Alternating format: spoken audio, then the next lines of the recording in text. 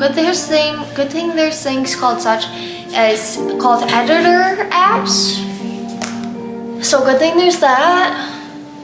I'm just a little nervous because I've never done this before.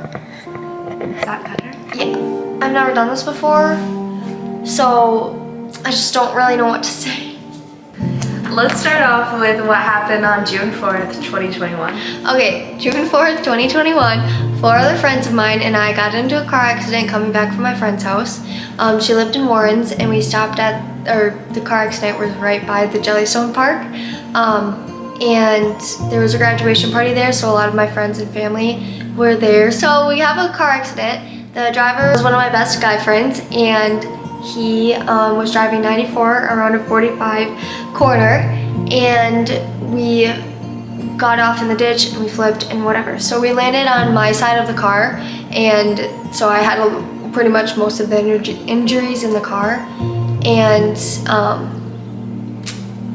sorry, you're distracting me, Jordan. What were all your injuries? All my injuries consisted of a broken neck, which is why I'm in the wheelchair. I had a spinal cord injury at a C5 level, and I'm a complete C5 quadriplegic. And so I can't move my fingers, can't move, like have no trunk control, and then can't move my legs. And so then I also suffered with a massive stroke, a fractured skull, a loss of hearing in my right ear, a broken collarbone, broken ribs. I had some stuff happen with my eye, and some stuff happened with like my lip notes and whatever, and some chipped teeth. And I have a big old scar on my leg too, and just a bunch of little scars on my body from it. And the girl that was sitting next to me, and she was in the middle seat, she had to get med flooded to La Crosse Hospital as well, because they thought that she broke her spine, I'm pretty sure. And thankfully she didn't, but she had to go spend the night there. So after all those injuries, I was not supposed to make it whatsoever. I should not be here today, but thankfully God came into, what do you say? Came into my life, and God not came into my life because He already was in my life. There were just so many moments where God was really in this picture, and it's very beautiful how He comes up, because He saved Payton multiple times. We were told that after the fact that they didn't think she was gonna make it, and here she is. Even a couple times in the hospital, like I think I was choking or something with my trach, because I had a trach in the hospital for I think about 3-4 weeks, and I had a trach, and it, like the suction would get stuck, and there was multiple times where my face just went completely blue, and I think that was even a miracle itself that I survived, and the right people were there to help me and get it out and fix it. And yeah, he really like he's showing me His plan more and more every day, and so it's cool, and it makes me more excited to I can't spit out my words. Kind of see why He saved you and what His plan is. And finally realize what His purpose is of this whole being in a wheelchair and being paralyzed and car accident and whatever. And there was also a first responder nurse that was traveling behind us in the car, and she got there before anybody else, any other people at the graduation party did. And she has been a nurse for however many years, and she has a couple kids, and she prayed out loud. So she sent my mom a text that my mom found in the hospital, and she prayed out loud over me, and she knew that I was not gonna make it because I had agnal breathing, and which means that you can only live up to like 5 minutes after that. I'm pretty sure I looked it up. Yeah, so we only know this because she found our mom on Facebook, and messaged her this, and she said Peyton's eyes were in different directions. My tongue was out. Her tongue was out, her breathing was weird, and she, being a Christian, started praying out loud, knowing that Peyton didn't have long to live. And she said as she was praying, she felt Peyton's presence and the Holy Spirit and angels surrounding them. So yeah, and she was like, in however many years that I've been a nurse, this is one of my top 5 experiences. She was like, this is a really good sign to like show my kids, because I've got a new son that's driving, and it'll be like a good reminder for him to wear a seatbelt and to drive safely and don't speed. And so I feel like that also had a role in it too with God, and just by God just already taking my story and just already like sending it to people who need it. Yes, every step of the way there was God's like was working through you. Like, and you could tell, like you could so easily tell that he was there, and he was like right by my side, and he was showing people him. It's amazing. Yeah. Like Payton was saying, there's a graduation next to the accident point. We had family members that were there that were helping Payton, holding her hand, and they didn't even know it was like they were saying my name. There's this one girl that was a CNA during the time of the accident. And so she came into the car and she was helping me, and she had no idea who I was, and she's grown up with me my whole life. She's like, your family friend, but she didn't recognize me forever, you. and she was like saying my name, like she had no idea it was me. So she felt stupid after the accident because she was like, I had no idea, and she was like, I don't know if that was God just letting me be there for you and just letting me help you in that time and not let me know it's you, so then I could do everything I needed to do to help you. Or maybe it was, I definitely think that was God working again with me. Yeah. And there's even a couple times after the accident, like when I got home from the hospital, I went to go visit the accident scene, and there was a guy that was driving along the road, and he stopped, and I think he was a firefighter who like opened the door that night or something like that, and he got me out of the car. He was a like first responder that helped you that night. And he said like it's just so cool because we never get to see the end of what people look like, or if people passed away, or like what happened to them. So he said it was like very emotional seeing me healthy and good, because it's not what he thought was going to happen that night.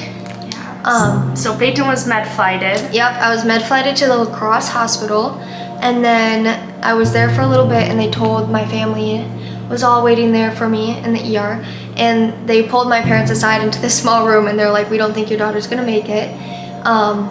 And so thankfully Madison could take me in because nobody there could do the surgery on my neck, I'm pretty sure. And UW-Madison's Children's Hospital.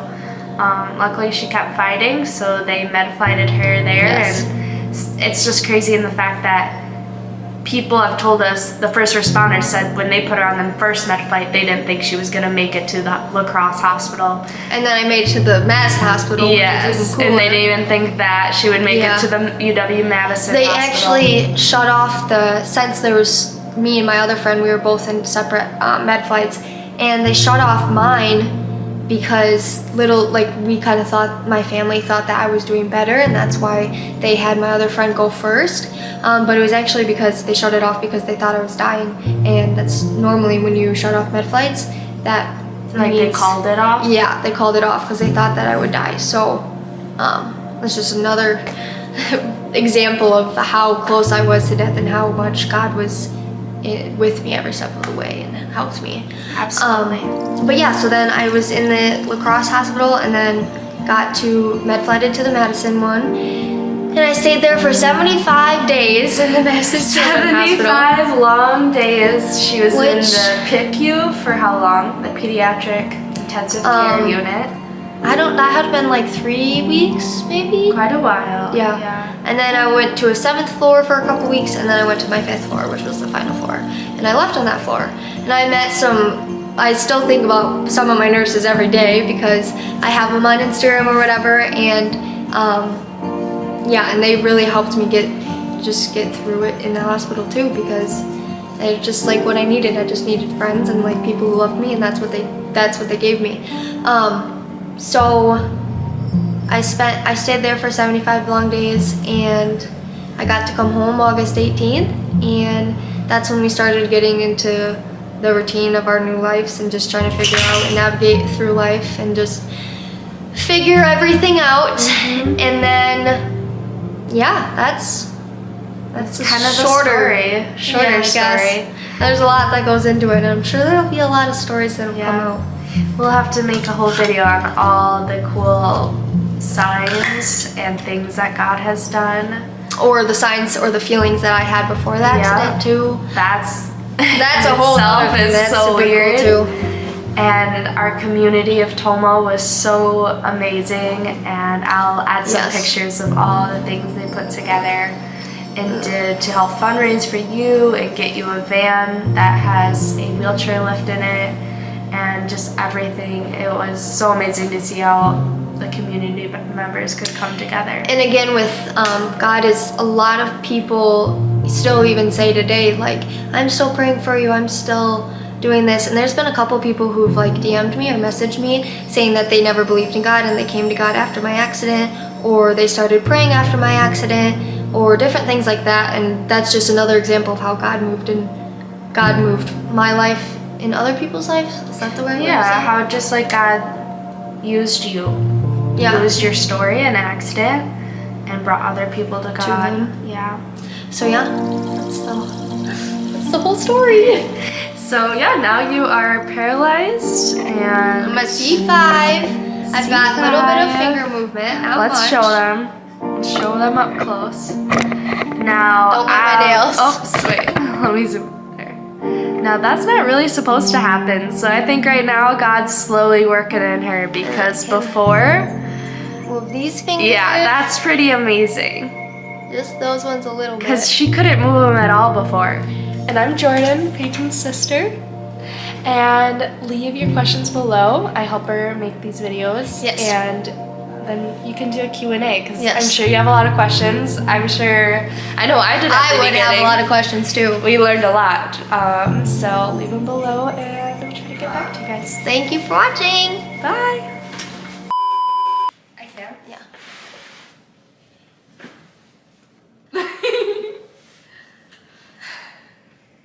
You're making me really nervous.